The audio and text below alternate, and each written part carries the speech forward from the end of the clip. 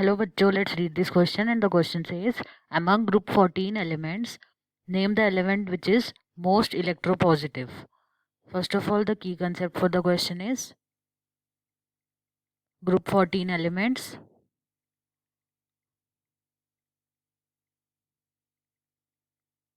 Periodic table में group 14 के elements होते हैं कार्बन फैमिली, जिसका फर्स्ट एलिमेंट है carbon, silicon, germanium,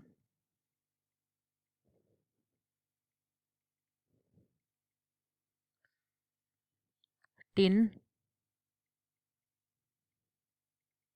and lead. ये एलिमेंट्स हमारे ग्रुप 14 के, जिसमें कुछ जनरल ट्रेंड्स होते हैं डाउन द ग्रुप।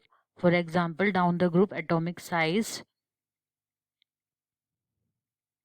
इंक्रीज करता है due to increase in atomic number, and electronegativity decrease करती है।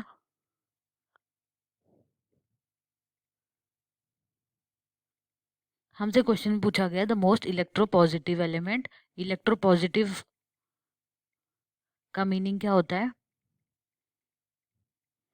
किसी एक पर्टिकुलर एलिमेंट की इलेक्ट्रॉन डोनेट करने की टेंडेंसी जहां पर भी ज़्यादा होती है, यानी कि इलेक्ट्रॉन डेंसिटी का donation, ability to donate electrons जिसे हम बोलेंगे,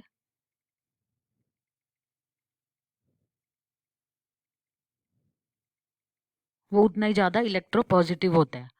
जहाँ पर भी कौन सा फैक्टर होगा जिस पर बेसिकली एटॉमिक साइज, यानी कि जितना साइज हमारा बड़ा होगा, एटॉमिक साइज जितना ज़्यादा होगा, उतनी ही इलेक्ट्रॉन देने की टेंडेंसी ज़्यादा होगी, यानी कि ionisation energy will be low.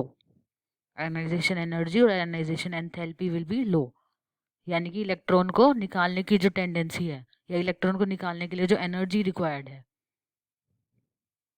Energy required to take out electron will be very low. तो इलेक्ट्रॉन को निकालने के लिए एनर्जी कम लग रही है, यानी कि इजीली इलेक्ट्रॉन डोनेट कर सकता है वो पर्टिकुलर एलिमेंट, तो जो कि डिपेंड करता है एटॉमिक साइज पर। तो एटॉमिक साइज जितना ज़्यादा होगा उतना ही आयनाइजेशन एंथैल्पी लो होगी, and it will be the more electropositive element. तो हम यहाँ देख सकते हैं कि atomic size down the group बढ़ता है, यानी कि लेड जो एलिमेंट है इसका साइज सबसे ज़्यादा है इस पूरे ग्रुप में, जिसकी वजह से lead will become the most electropositive element.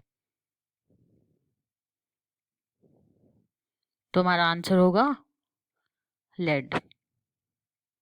I hope आप सबको समझ आया होगा। All the best.